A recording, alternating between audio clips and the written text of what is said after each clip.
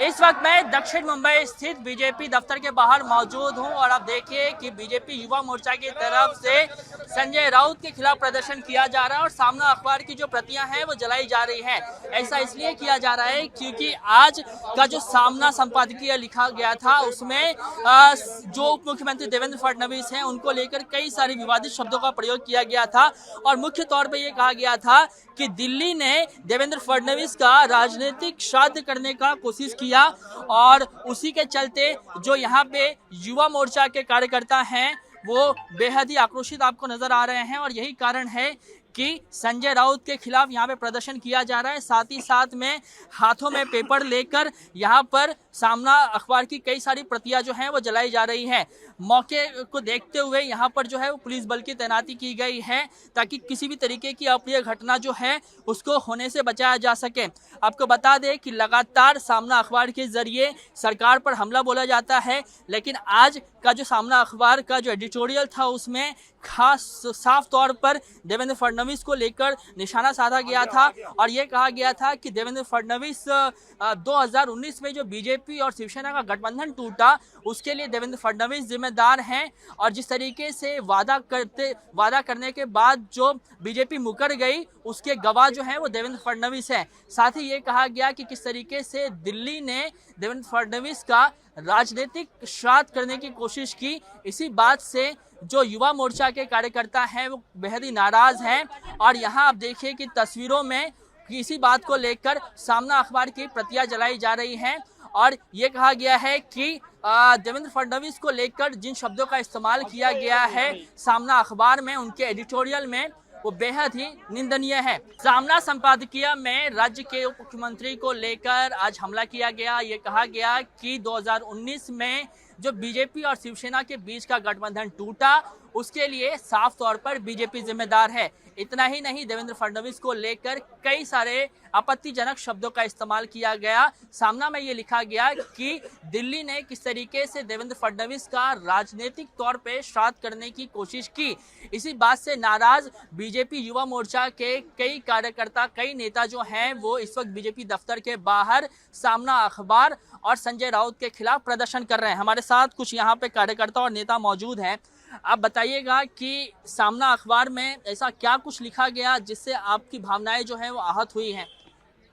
सामना अखबार में हमारे जो नेता है सबके, हमारे केंद्र बिंदु है पूरे महाराष्ट्र के, हमारे जो नेता है देवेंद्र फडणवीस जी, उनके लिए उन्होंने ऐसा लिखा गया है कि उनको ऐसा लगता है कि ऊपर से मुख्य से वो ऊपर हो गए हैं, तो उन्होंने जो कामकाज है उनकी अवस्था है वो जो द्वेषी बना दी है। मैं ऐसा सोच रही हूँ कि इनकी अवस्था अभी जो शिल्लक सेना बची हुई है ना उसकी वजह से इनकी अवस्था देशी भी नहीं रही है। इसके लिए कुछ भी अनशन बके जा रहे हैं।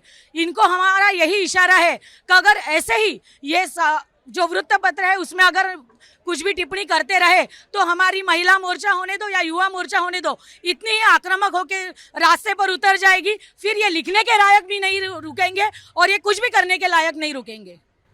सीधे तौर पे ये भी कहा गया कि देवेंद्र फडणवीस का दिल्ली ने जो है वो राजनीतिक तौर पे श्राद्ध करने की कोशिश की। श्राद्ध जैसे शब्दों का इस्तेमाल किया गया।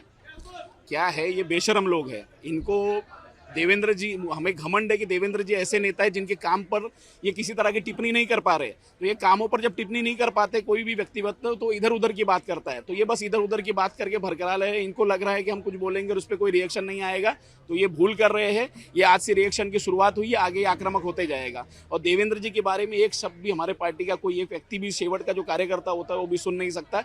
बस अभी ये शुरुआत है, फिर आगे आगे देखिए क्या होता है। सामना में तो ये भी लिखा गया कि देवेंद्र फडणवीस कहते थे कि मैं दोबारा सत्ता में वापसी करूंगा, लेकिन उन्होंने सत्ता में वापसी की लेकिन गद्दारों के साथ वापसी की है।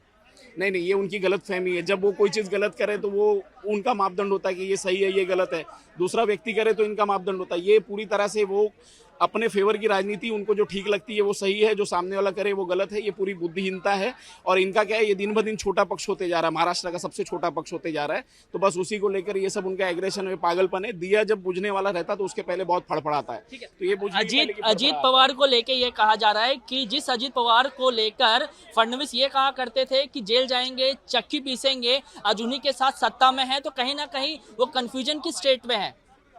कोई कंफ्यूजन नहीं है, कोई कंफ्यूजन की स्टेट में नहीं है। ये सोची समझी हुई सरकार बनाई हुई है। और हम जो चाहते हैं युवा मोर्चा के माध्यम से कि जो सरकार चल रही है बहुत अच्छी चल रही है, और देवेंद्र जी के ऊपर टिप्पणी करना ये आसमान पे थूकने के बराबर है। तो अगर वो थूक रहे हैं आसमान पे तो बट ऑब्वियस है कि थूक उनके मुंह पे ही गिरेगी, और इसका जो आक्रमण है ये युवा मोर्चा बहुत अच्छे से उनको जवाब देगा। एक अंतिम सवाल आपसे ले लेते हैं, एक सवाल आपसे लेते हैं कि आप लोगों ने आज बीजेपी दफ्तर के बाहर खड़े होकर प्रतियां जलाई हैं सामना की, आगे किस तरीके से आप लोगों का रुख रहेगा? क्या आप लोग और भी आक्रामक रुख अपनाएंगे? हमारा रुख यही है कि जो विषय गलत विषय लेकर इन्होंने जो लेख लिखा है उसको लेकर ये माफ़ी मांगे, नहीं तो हम ऐसे ही तरह से दिन ब दिन और आक्रामक होते जाएंगे करके। और रही बात अजीत पवार को लेकर जो आपने सवाल पूछा, तो अजीत पवार इनके साथ थे तो हीरो थे, और फिर यहाँ आ गए तो इनके लिए बुरे हो गए। तो इनको ये सत्ता के लालची लोग हैं, इनको सत्ता चाहिए, और जिनके वजह से इनके साथ खड़े रह के सत्ता मिले तो अच्छा है, सत्ता वो व्यक्ति दूसरी तरफ खड़ा जाए तो खराब है। बस इनकी ये राजनीति है, इनका एंड ऑफ द डे बस मोटो है सत्ता, और बिना सत्ता के इसी तरह ये पागल हो जाते हैं और कुछ भी लिखना शुरू कर देते हैं। तो ये बीजेपी युवा मोर्चा के कार्यकर्ताओं का आप सुन रहे थे, इनका ये कहना है कि जब तक सामना में लिखे गए संपादकीयों को लेकर माफी नहीं मांगी जाती है तब तक संजय राउत के खिलाफ इसी तरीके से प्रदर्शन चलता रहेगा, और अगर माफी वो मांग लेते हैं तो प्रदर्शन रोक दिया जाएगा, लेकिन माफी अगर नहीं मांगते हैं तो प्रदर्शन इसी तरीके से चलता रहेगा, और आने वाले समय में जो युवा मोर्चा है वो अपने स्टाइल में उन्हें जवाब देगी। कैमरामैन जावेद के साथ कृष्णा ठाकुर, एबीपी न्यूज़, मुंबई।